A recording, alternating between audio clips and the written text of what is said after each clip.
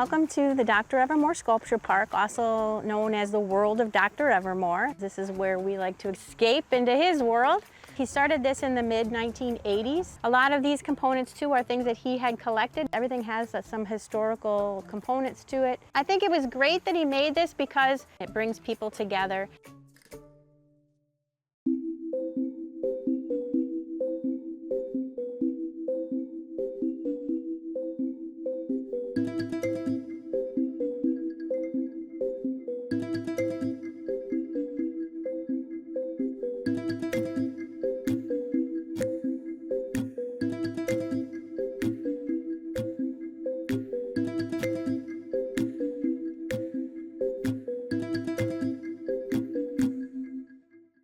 This is the home of the Forevertron. It's one of the world's largest scrap metal sculptures. I think there might be one out there that is a little bit larger, but this is definitely one of the top. The Forevertron was something that my father, Dr. Evermor, built to be able to project himself back into the heavens on a magnetic lightning force beam inside the glass ball that's inside the copper egg there.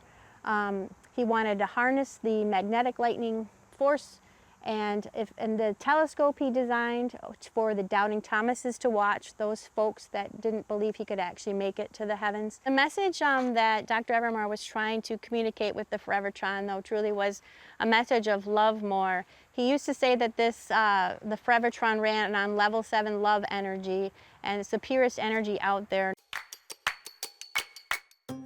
If the world ran out of love energy, he did make a backup power supply, which is the juicer bug over there. So there's that big stainless steel bug. That would be his backup power supply.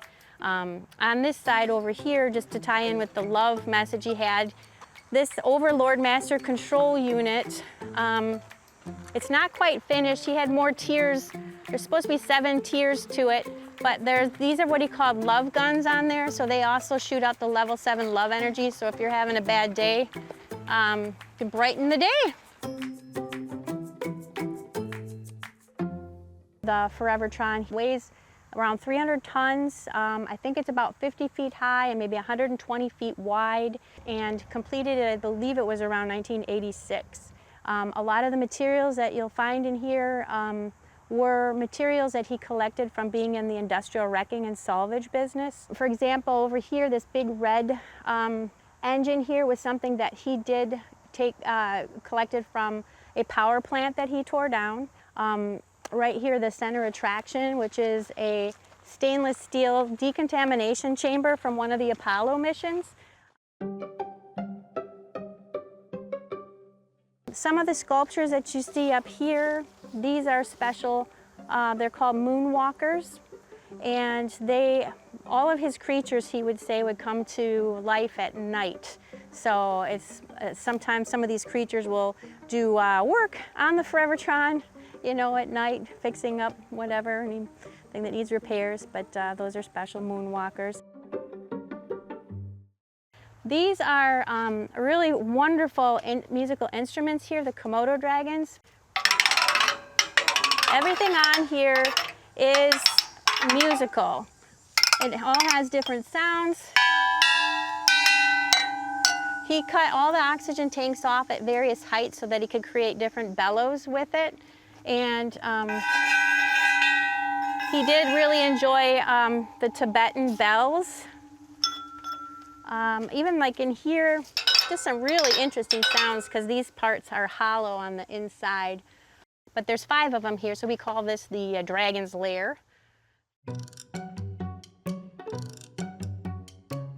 Birds were his passion. These are his small phoenix birds that he designed in 2003. You'll notice a lot of the creatures here have these type of blades. He purchased a lot of reject blades from Fiskars when Fiskars was here in Sauk City. He would always go over there and see what they had, and then often would come out with a pallet full of stuff. This is the Epican. This was one of Dr. Evermor's favorite creations that he made. He built this in 1976 for Lady Eleanor, who's right there in the gazebo. but this is a cheese kettle. We have a grill inside here. We refurbished it this spring, and Wollersheim Winery borrowed it and made 900 brats on it in 4 hours. He really loved the copper, the brass. We've got brass components here. He loved things that had nameplates on it. He incorporated that. The oldest thing on this machine here, though, are the wheels. We've got Buick 1929 wheels, Dodge Brother wheels. It was really challenging finding some replacement rims and tires for those. So this is just one of his absolute favorite things. This is Dr. Evermor's extra spaceship that he built for the extraterrestrials to borrow when they come for a visit. There's a lot of really cool components in there. I believe the main center part there, the discs and stuff, came from a Badger ammunition plant. There's a lot of brass finials on there that were drapery rods, and you'll notice that even on the Gawker birds here, these are called Gawker birds, he also uses those as the eyes. He also incorporated the Fisker blades, but these, the neck parts here are actually from commercial ice maker machines. The park is really usually kind of non-politics, non-religious, it's just kind of a safety zone. Anybody can come and just escape from the world. But this is an actual political piece here, which is a missile. And this piece is called Overkill. And it was just kind of something that represents how the government is really just over the top with their level of intensity on technology and in the military. Although he had great respect, he was actually a veteran. 4 years in the Army and then 4 years in the Reserve. And he was a model maker when he was in the military. And those are his Mississippi mosquitoes. These little Mississippi mosquitoes are pretty fantastic. This was built in 1993, just to let you know the age of it. This is one of his favorite pieces too. It has like a dentist type chair, a vintage dentist chair, and then this speaker here is from Beloit, Wisconsin. He took that out of a theater, and the storylines with this is that this machine is a device that can pick up signals from other planets, and then it takes the signals and sends them to the Overlord Master Control Unit on the other side so that they can figure out the calculations for the intergalactic travels that he can do with the Forevertron. All right, we'll head over to the bird band here. If you'll notice, for over here we actually have a conductor conducting the entire band. So this cello bird here, actually there's 2 of them. The other mate to this is at a museum on the East Coast in Maine called the Visionary Arts Museum. And I believe the stainless steel portion of it was a bathtub for burn victims. Each bird in the band here, or some people refer to it as an orchestra, they're all completely individual. My mother, Lady Eleanor, had found the instruments that are in the birds at St. Vinny's here in Prairie du Sac. The Prairie du Sac school system was turning over and getting new instruments, and so they donated all their instruments to St. Vinny's, and she happened to just find them, and my dad immediately wanted to buy all of them and was inspired to build this fantastic band. And this is a fan favorite here, and people can lightly touch and play them.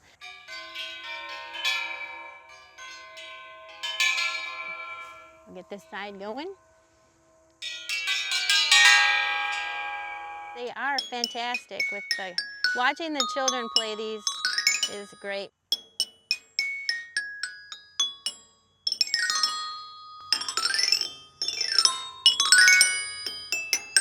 Fun times. But the kids are often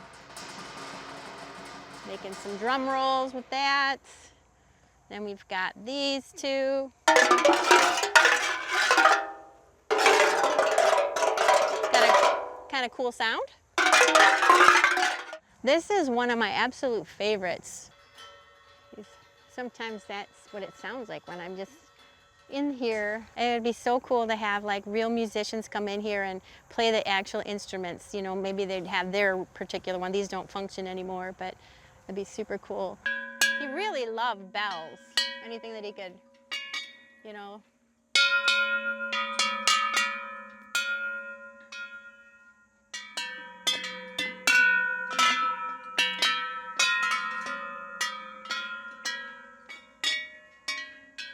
We did recently had a wonderful team of people from Milwaukee. Catherine Canistra was the lighting artist who installed LEDs along with a group of 5 of her teammates They installed LEDs all over the Forevertron here, so we do light it up now. And we call these events Power On events.